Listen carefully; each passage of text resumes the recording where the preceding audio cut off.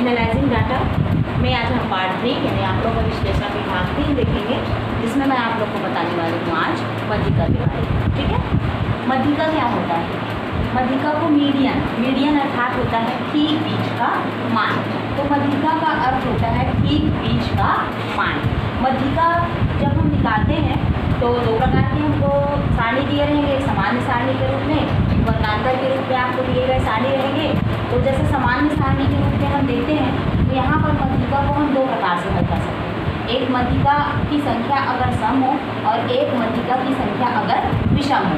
तो सम निकालने के लिए अलग फार्मूला होता है और विषम निकालने के लिए अलग फार्मूला होता है। जैसे हमारे पास एक सामान्य श्रेणी है जिसमें दिया गया है कि इसमें वैल्यू जो है वो क्या क्या है, 25 है, ठीक है, 21 है, फिर 23 है और उसके बाद है 18, 20, 18, 20, फिर से उसके बाद है 23 और 23 के बाद दिया गया है 24।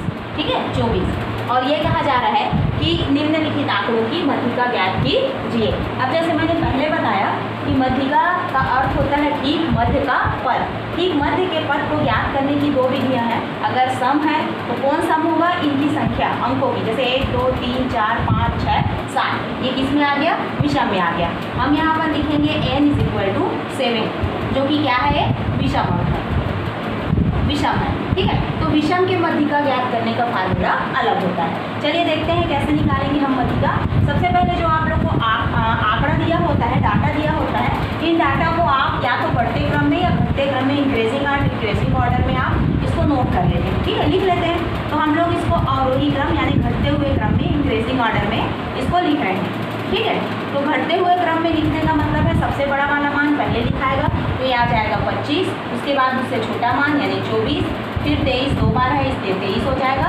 23 के बाद छोटा मान है 21 और उसके बाद 20 और उसके बाद 18। ठीक है, ये क्रम से जम गया 25, 24, 23, 21, 28, 18। राइट, इनकी संख्या कितनी है? इनकी संख्या n = 7। अब हमको इसका मध्यिका निकालना है, तो इसके लिए फार्मूला हो जाता है मध्यिका यानी median this is equal to, हम इसको m से प्रदर्शित कर सकते हैं, वैसे md से प्रदर्शित करते हैं मीडियन को। तो ये हो जाएगा आपके पास n+1/2 और इसको हम लिखते हैं वाम पद। मतलब जो भी n+1/2 करने के बाद जो वैल्यू जो भी यहाँ पर टर्म्स नंबर आएंगे, नंबर ऑफ टर्म्स आएंगे ना, पद का नाम आएगा, वही पद जो होगा वो मध्यिका पद होगा। जैसे कि n की वैल्यू मैंने ऊपर में बताया 7 है, तो 7+1/2। ठीक है, ये आ जाएगा वहाँ पर। तो 7+1 कितना हो गया? 8 अपान क्या कर लेंगे? 2। ये देखिए 2 से 8 कट गया, ये क्या आ गया? 4 आ गया। 4 यानी कि चौथा पद। कौन सा पद आ गया? चौथा पद। चौथा पद क्या है? तो जो क्रम से लिखे थे उसमें जाएंगे 1, 2, 3, 4। कितना है? 23 है। ठीक है, तो चौथे पद का मान जो होगा कहीं 23 है ना, वही क्या हो जाएगा? मध्यिका। तो यहाँ पर इस प्रश्न में मध्यिका कौन है? तो मध्यिका हमारे पास कितना है? 23, क्योंकि फोर्थ टर्म्स की वैल्यू जो है वो 23 है, मतलब 23 इसमें ठीक बीच की वैल्यू है। अगर विषम पद में देखें तो ये देखिए, ये इधर से 3, इधर से 3, ये ठीक बीच का क्या है? मध्य पद है, मीन वैल्यू है, इसलिए इसको मीडियन भी कहा जाता है। इसको मीडियन पद, मध्य पद। तो अगर विषम हो, बहुत ही सरल है, फार्मूला मैंने बताया n = 7, विषम है ना। तो विषम के लिए अगर कोई भी हो, सम हो चाहे विषम हो, पहले हम उसको अवरोही क्रम में लिखते ही हैं और अवरोही क्रम में लिखने के बाद अगर विषम है तो आप ये वाला फार्मूला लगा लीजिए। ठीक है, आइए अब आपको मैं बताती हूँ अगर सम है तो आप कैसा फार्मूला लगाएंगे। चलिए इसके लिए एक क्वेश्चन देखते हैं हम। सम के लिए निम्नलिखित क्या आएगा प्रश्न में? निम्नलिखित आंकड़ों की मध्यिका ज्ञात कीजिए। तो जैसे आंकड़ों में एक वैल्यू है 113 है, 113 के बाद है आपके पास 102, 102 है ना, फिर 95, 85, 95, 85, 95, 85। ठीक है, फिर है 110, फिर 109, ठीक, 106, 110 एंड 115। पहले देख लीजिए ये सम है कि विषम है? 1, 2, 3, 4, 5, 6, 7, 8, 9। एक पद मैं और ले लेती हूँ आपको समझाने के लिए। ये आ जाएगा आपका 112। ठीक है, ये n = कितना आ गया? 10। n = 10। अगर ये 10 आ गया तो ये कैसा है? सम है। ठीक है, 10 आ गया तो कितना कैसा है? सम है। अब सम वैल्यूज के लिए क्या हो जाएगा? इस क्रम को पहले अवरोही क्रम में लिख लेते हैं, ठीक है। अवरोही क्रम में क्या आ जाएगा आपका, सबसे बड़ा वाला वैल्यू कौन सा हो गया 115, फिर उसके बाद 113, ओके 112, फिर क्या आ जाएगा 112 के बाद 110, फिर 109, 110 टू टाइम्स है 110, 110, 109, 109 के बाद है 106, 106 के बाद है 102, फिर है 95 एंड 85, 1 2 3 4 5 6 7 8 9 10 आ गया। अब हमको इसकी मीन वैल्यू यानी मध्यिका निकालना है, तो देख लीजिए इसका फार्मूला क्या हो जाएगा, मध्यिका, इसमें मध्यिका का फार्मूला हो जाएगा क्या 1/2, ठीक है, n/2 वहाँ पर और प्लस आता है n/2 + 1 वहाँ पर, ठीक है। ये इसका फार्मूला हो जाता है। जैसे पहले मैंने विषम का बताया, ये सम का है। अब ये आ जाएगा 1/2, n की वैल्यू है 10, तो 10/2 वहाँ पर, ठीक है, और प्लस आ जाएगा 10/2 और +1 वहाँ पर आ जाएगा, टर्म्स का वैल्यू रखे जाएंगे, ठीक है। ये आ जाएगा 1/2, इसको कटा के आ गया 5, यानी 5वां पद आ गया, यहाँ पर कटा देंगे 2 पंचे 10 को, ठीक है। अब यहाँ पर भी ऐसे ही कटा दिए, ये हो जाएगा +5 + 1 वहाँ पर, 5 + 1 मतलब कितना हो जाएगा 6, this is 5 number 5 terms and this is 5 + 1 is 6 term, यानी 5वां पद और 6वां पद। अब यहाँ पर हमको मध्यिका निकालना है, तो 2 चीज़ें आ गई हमारे पास, एक 5वां पद और एक 6वां पद। तो 5वां पद क्या है 1 2 3 4 5, वो है 110, है ना, और 6वां पद क्या है, तो उसके जस्ट आगे 109, दोनों को प्लस कर देंगे, कितना आ जाएगा 1/2, ये हो जाएगा 9, ये 1 और ये हो जाएगा, ठीक है, 1/2 219। यहाँ पर इसको कटा देती हूँ। अब 219 को 2 से डिवाइड करेंगे तो ये जाएगा 1 टाइम पहले, फिर 0 टाइम, फिर 4 टाइम जाएगा और पॉइंट आ जाएगा आपका, सॉरी 4 टाइम बोल रही हूँ, 0 टाइम जा रहे हैं तो फिर ये 18 हो जाएगा, तो ये 9 और पॉइंट क्या आ जाएगा 9। तो यहाँ पर मीडियन क्या आ जाएगा 109.5। देखिए 110 और 109 के बीच का ठीक अंक होता है 109.5, 109.5, ठीक है। तो इस प्रकार से हम क्या याद कर सकते हैं, मध्यिका ज्ञात कर सकते हैं, है ना। तो मध्यिका ज्ञात करने की 2 विधियाँ मैंने बताई। जब आपको सामान्य श्रेणी में यानी आंकड़ा सिर्फ दिया गया हो तो आप मध्यिका 2 तरीके से निकाल सकते हैं, एक सम पद के लिए और एक विषम पद के लिए। अब आगे जो हम आपको बताने जा रहे हैं वो है आपका मध्यिका ज्ञात करने का है, जबकि आपको वर्गीकृत आंकड़े दिए गए, ठीक है। वर्गीकृत आंकड़ों में आपको मध्यिका कैसे ज्ञात करना है ये मैं बताती हूँ। आइए, बहुत ही ज़्यादा पूछे जाने वाले प्रश्न में से एक है ये प्रश्न, मतलब मध्यिका से संबंधित यहाँ पर केवल आपके पुस्तक में एक सवाल दिया गया है, लेकिन मध्यिका से संबंधित बहुत सारे प्रश्न आपको पूछे जाते हैं। इसलिए ये जैसे ही समझ में आएगा, आपको 11वीं की पुस्तकों में मध्यिका से संबंधित सवाल मिलेंगे, उसको आप जरूर करें। आइए निकालते हैं। किसी परीक्षा में विद्यार्थियों के प्राप्तांक निम्नलिखित सारणी में दिए गए हैं। कोई परीक्षा है जिसमें विद्यार्थियों के प्राप्तांक आपको एक सारणी में दिए गए हैं। प्राप्तांक दिया गया है 0 से 10 नंबर, 10 नंबर पाने वाले, 10 to 20 number, 20 to 30, 30 to 40, 40 to 50, 50 to 60, ठीक है। उसके बाद विद्यार्थी की संख्या दी है, नंबर ऑफ स्टूडेंट्स, विद्यार्थियों की संख्या आपको दे दी गई है। यह है आपके पास 1, 12, 24, 32, 10 and 5, ये आपको दे दी गई है विद्यार्थियों की संख्या। मध्यिका निकालने जा रहे हैं, ठीक है।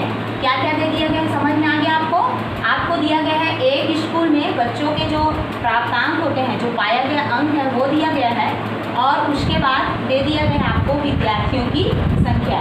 मीन्स क्या है कि 0 to 10 नंबर पाने वाले विद्यार्थी की संख्या है 1, फिर 10 to 20 पाने वाले हैं 12, 20 to 30 पाने वाले हैं 24, 30 to 40 पाने वाले हैं 32, 40 to 50 पाने वाले हैं 10 एंड 50 to 60 पाने वाले बच्चे हैं 5। इसमें क्या होता है मध्यिका में 2 चीज़ें हम करेंगे। हम सबसे पहले बनाते हैं संचयी बारंबारता सारणी। संचयी बारंबारता सारणी तैयार करते हैं, CF सारणी बोलते हैं इसको। सबसे पहले तैयार करते हैं, सॉरी,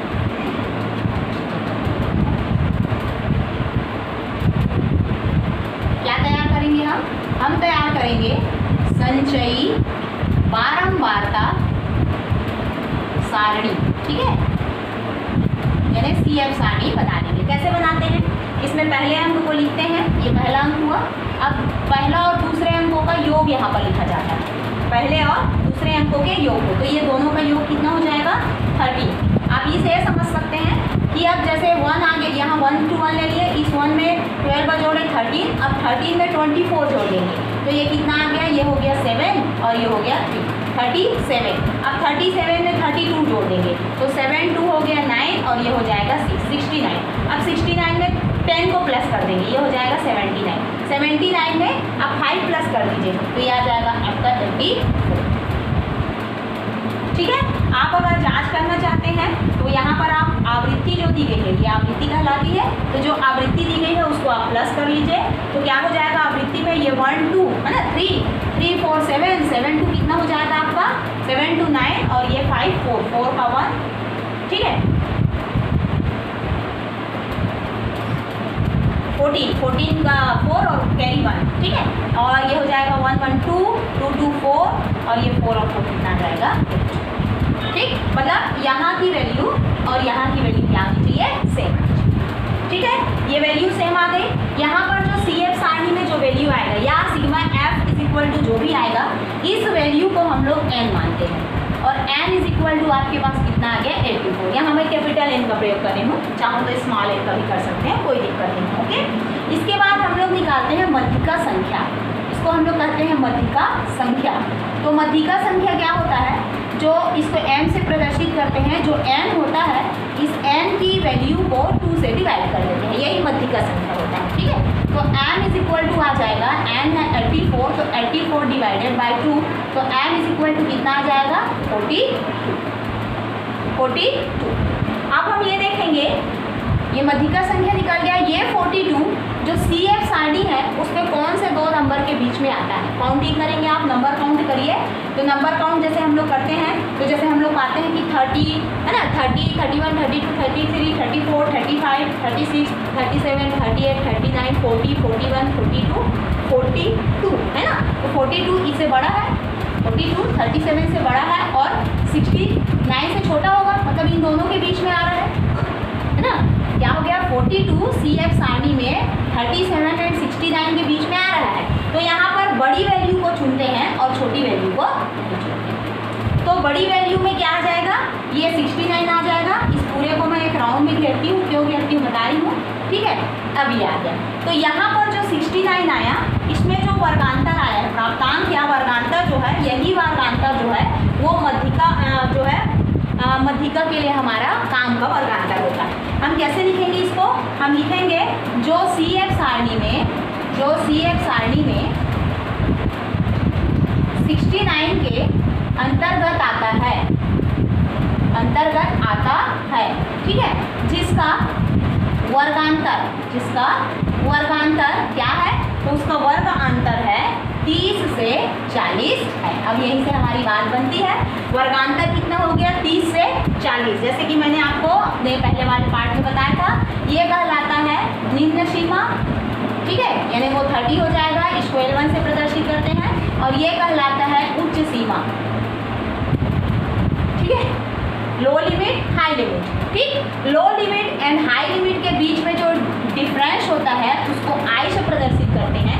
तो इनमें डिफरेंस कितना है? 30 एंड 40 के बीच में ये है 10। ठीक है, अब जो आवृत्ति जो CF सारणी में 69 के अंतर्गत जो आवृत्ति आ रही है F, उस फ्रीक्वेंसी को ले लेते हैं। आवृत्ति कितनी है आपके पास? 32। और एक और चीज़ चुना जाता है, CF सारणी जो हम लोग चुने हैं उसके ठीक ऊपर का वैल्यू, तो उसके ठीक ऊपर की वैल्यू है 37। CF सारणी में ठीक ऊपर की वैल्यू, तो इसको CF भी लिखा जाता है या ओनली C भी लिख सकते हैं। ये आ गया आपका 37। तो क्या क्या प्राप्त कर लिया, समझ में आया। हमने CF सारणी बनाया, CF सारणी बनाने के बाद हमने क्या किया, n = 84 आ गया, तो हमने उसमें 2 से डिवाइड किया, हमें मध्यिका संख्या मिली। इस मध्यिका संख्या को हमने संचयी बारंबारता सारणी में ढूंढा कि किन दो संख्याओं के बीच में आता है। हमने फाइंड किया, पाया कि 37 और 69 के बीच में 42 आता है। तो फिर हमने क्या किया, ये जो 42 आया उसमें बड़े वाले मान को चुनते हैं, तो हमने 69 को चुना। इस 69 का वर्गांतर क्या है, 30 से 40 है। इस वर्गांतर में ये निम्न सीमा 30 है और उच्च सीमा 40 है, दोनों के बीच का डिफरेंट कितना है, 10 है, ठीक है।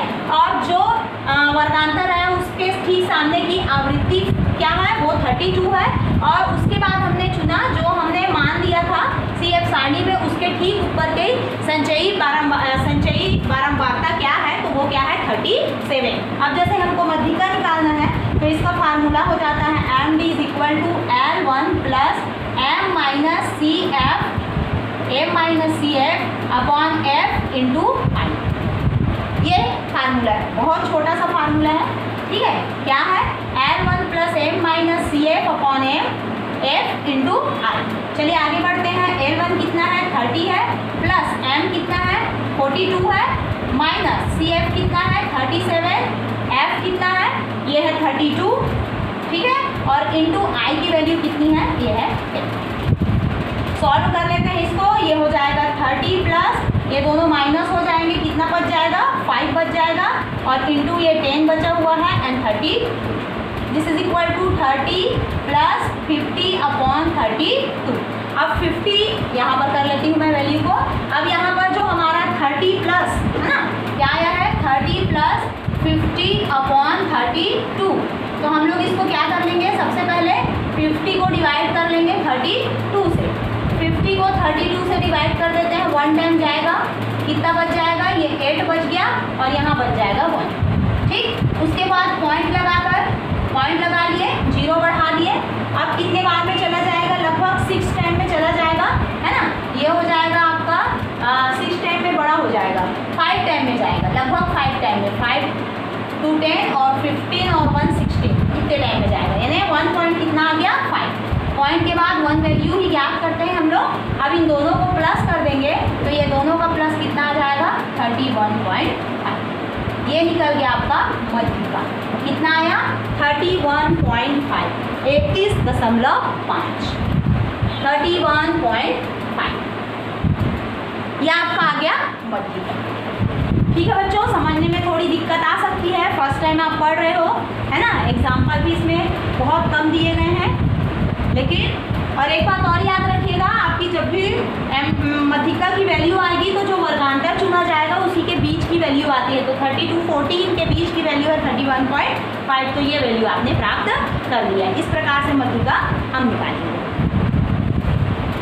ठीक है, आपके बुक्स में एक आध और एग्जाम्पल है, मैं फाइंड करके आपको ढूंढ के इसमें से एक आध और करा देती हूँ, है ना। जैसे कि एक सवाल आपके पास है, चलिए इसको और अच्छे से एक उदाहरण के माध्यम से मैं समझाने की कोशिश करती हूँ, ताकि आपको बहुत अच्छे से ये क्या हो जाए, स्पष्ट हो जाए, है ना। आइए देखते हैं क्या है। एक स्कूल है जिसमें लड़कियों की ऊंचाई दी गई है, तो हमें इसमें क्या ज्ञात करना है, लड़कियों की ऊंचाई के लिए मध्यिका ज्ञात करनी है। ठीक है, किसी स्कूल के 10वीं कक्षा के लड़कियों की ऊंचाई दी गई है, इन आंकड़ों की क्या ज्ञात करनी है, आपको मध्यिका ज्ञात करनी है। आइए देखते हैं। सबसे पहले बच्चों की लड़कियों की ऊंचाई यानी वर्गांतर आपको क्या दिया गया है, तो ये स्टार्ट है 135 से, ठीक है, 135 to 140, फिर 140 to 145, फिर दिया गया है 145 to 150, फिर 150 to 155, 155 से 160, 160 to 165, कहाँ तक दिया गया है, 60 तक है। ओके, अब दिया गया है लड़कियों की संख्या। अब लड़कियों की संख्या दी है, लड़कियों की संख्या। तो लड़कियों की संख्या क्या है देखते हैं। ये दिया गया है 1 2 11 9 और 7। जैसे मैंने आपको बताया, आप सबसे पहले CF सारणी निकालेंगे, संचयी बारंबारता सारणी, है ना, और इसका भी योग करके देख लेंगे, सेम आना चाहिए दोनों की वैल्यू। तो ये आ जाएगा 1 1 का 1, अब 1 में 2 को जोड़े तो कितना आ गया 3, 3 में 11 को जोड़े 14, 14 में आप किसको प्लस करेंगे 9, 23, 23 प्लस 7 इज 30। चलिए प्लस करके देख लेते हैं, यहाँ पर भी ये हो जाएगा 20 और ये आ गया आपका 30। सही है, राइट। ये जो 30 आया इसको हम n मानते हैं, तो n इज इक्वल टू 30, तो m मध्यिका संख्या निकालेंगे 30 divided by 2, this is equal to कितना आ जाएगा 15। अब 15 किसके बीच में आता है, तो हम जानते हैं कि 15, 14 और 23 के 14 के बाद 15, तो ये दोनों के बीच में आएगा।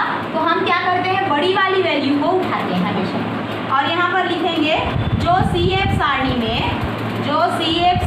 में वर्गांतर, सीधा लिख सकते हैं, वर्गांतर 150 से 155 के बीच आता है, के बीच आता है। अब अगर इसके बीच में आता है तो आपको क्या क्या लेना है, तो सबसे पहले L1 लेना है। L1 कौन हो जाएगा 150, फिर L2 लेंगे, ये हो जाएगा 155। दोनों के बीच में अंतर देख लिए कितना है, ये है 5। ठीक है, आवृत्ति कितनी है, F इज इक्वल टू 9, और ठीक ऊपर की CF आवृत्ति कितनी है, संचयी बारंबारता का मान ये है 40। ठीक है, 14। अब आपको मैं फार्मूला जैसे बताई थी, M is equal to L1 plus M minus CF and upon F, और इनटू क्या हो जाएगा I। L1 कितना है 150 प्लस M की वैल्यू क्या है 15, यहाँ पर से है, यहाँ पर चाहो तो एक बार और नोट कर लो, M is equal to 15 minus CF is 14, F is 9 and I is 5।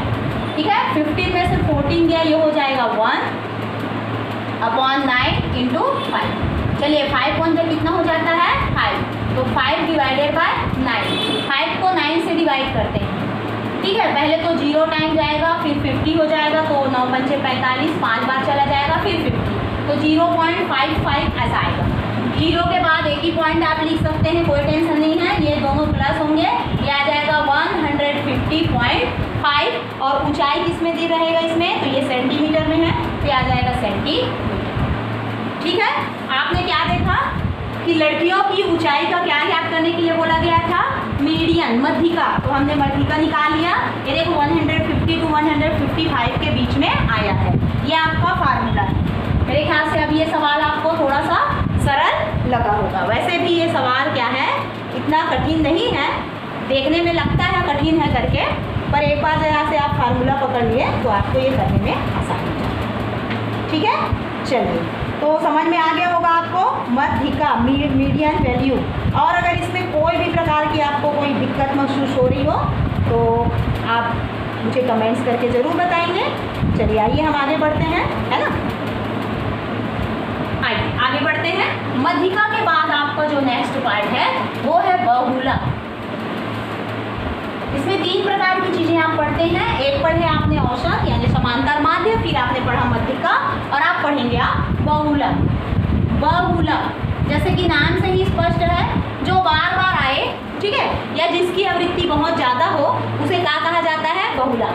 जैसे देखिए क्या है, एक दुकानदार अपनी दुकान पर किसी विशेष कंपनी के 5 अलग अलग नंबर के जूते बेचता है, और 3 महीने में हुए बिक्री के आंकड़े जो है वो इस प्रकार है। क्या है, जूते का नंबर है, जूते का नंबर और बिक्री के आंकड़े हैं। ठीक है, यानी जो बिके हुए जो जूते हैं वो जूतों की संख्या दी गई है। ठीक है, तो देखिए क्या क्या नंबर है, जैसे यहाँ पर है 6, 7, 8, 9 और 10 नंबर के जूते। तो 6 नंबर के जूते बिके हैं 18, 7 नंबर के जूते 24, 8 के 41 और 9 के 19 और 10 के 9। ठीक है, अब इस आंकड़े को देखिए और बताइए कि किस नंबर के जूते सबसे ज़्यादा बिके हैं। किस नंबर के जूते सबसे ज़्यादा बिके हैं, देख लीजिए, स्पष्ट हो गया। 41 जो सबसे बड़ी राशि है ना, 41, इन सब में 41 सबसे बड़ा है, और 41 कौन से नंबर के जूतों के पास है, तो 8 नंबर के जूते के पास। इसका मतलब बहुलक क्या है, 8। क्यों 8 है, क्योंकि 8 नंबर के जूते सर्वाधिक बिके। तो बहुलक का अर्थ समझ गए, बहुलक का अर्थ हुआ जो सर्वाधिक बार आया हो, जो सर्वाधिक बार बिका हो, है ना, तो उन नंबरों को हम क्या कहते हैं, उनको हम कहते हैं बहुलक। ठीक है, बहुलक। आइए इसमें हम वर्गांतर में बहुत अच्छा सा एक सवाल देखते हैं बहुलक के ऊपर। एक दिवसीय अंतर्राष्ट्रीय मैच है। इस एक दिवसीय अंतर्राष्ट्रीय मैच में बहुत से गेंदबाजों के द्वारा लिए गए कुल विकेटों की संख्या के आंकड़े तालिका में दिए गए हैं। इनका बहुलक ज्ञात कीजिए। अंतर्राष्ट्रीय क्रिकेट में विकेटों की संख्या दी गई है, विकेटों की संख्या जो विकेट लिए गए हैं। स्टार्ट कहाँ से है ये? 0 to 15 से, ठीक है, 0 से 50, 0 to 15, 15 to 100, 100 से 150, 150 to 200, ठीक है, 200 to 250, 250 to 30, कहाँ तक जाएगा ये? 30 तक है। गेंदबाजों की संख्या है, कौन कौन से विकेट लेने वाले गेंदबाजों की संख्या दी है, गेंदबाजों की संख्या। तो यहाँ पर गेंदबाजों की संख्या जो है वो है 4, 5, 4, 5, फिर दिया गया है 16, 12, ओके, 3 and 2।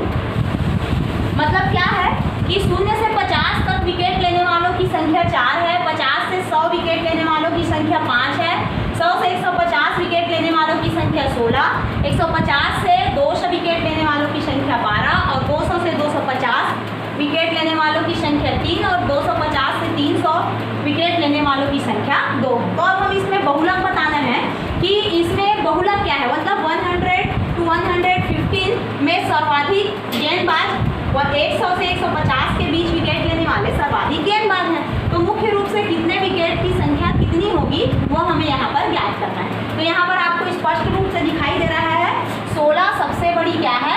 आवृत्ति।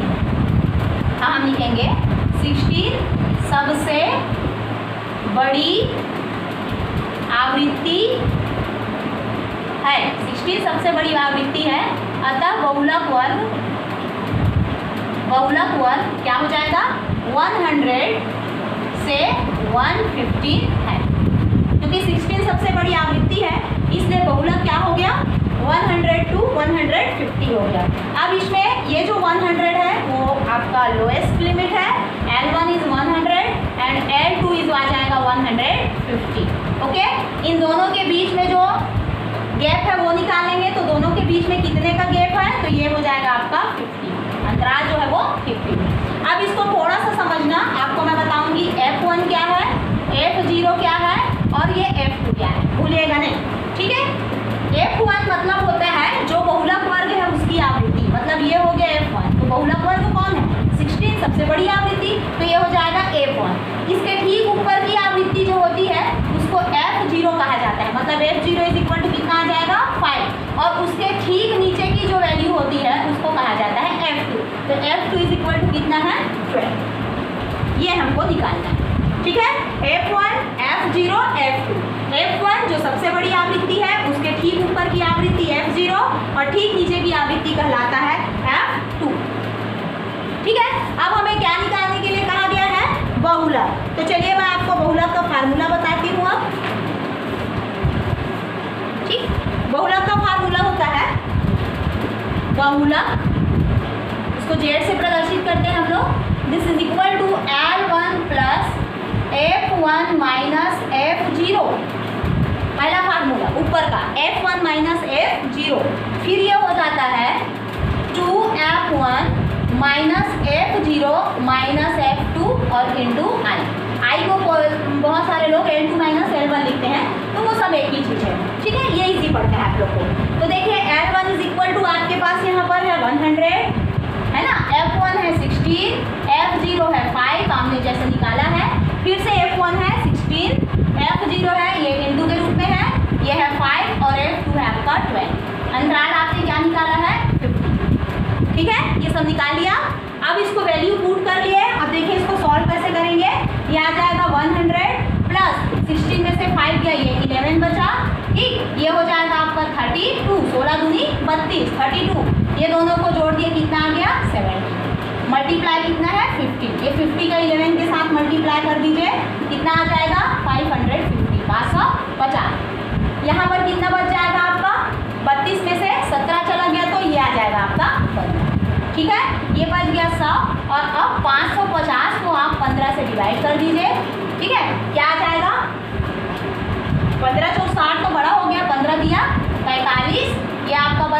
कितना 0 1 और 1, ये आ जाएगा 15 छक्के कितना 90, फिर कितना बच गया 10, पॉइंट लगाकर 0 बढ़ा दिए 6, कितना आ गया 36.6, 100 के साथ पर प्लस कर दीजिए 136 पॉइंट कितना आ जाएगा 6, 136 दशमलव कितना आ गया 6। ठीक है, यहाँ पर भी याद रखिए जो बहुलक वर्ग होगा, जो बहुलक वर्ग के वर्गांतर होता है उसी के बीच यहाँ पर वैल्यू प्राप्त होती है, तो हमारी वैल्यू कितनी आ गई 136.6, 136.6।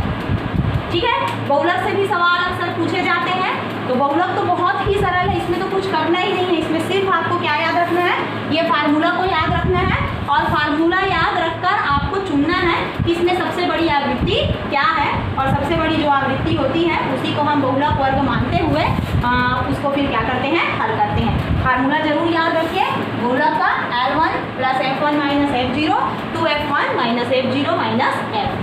ठीक है, इस प्रकार से आपका ये आंकड़ों का विश्लेषण का बहुलक, इसमें 3 भाग है मैंने बताया, समांतर माध्य, मध्यिका और बहुलक, ये खत्म होते हैं। इसमें आंकड़ों की कुछ और चीज़ें हैं, जैसे आंकड़ों को पढ़ना, ये मैं आप लोगों को जब 7वां अध्याय जब समझाऊंगी तो उसमें ये सारी चीज़ें आ जाएंगी। ओके।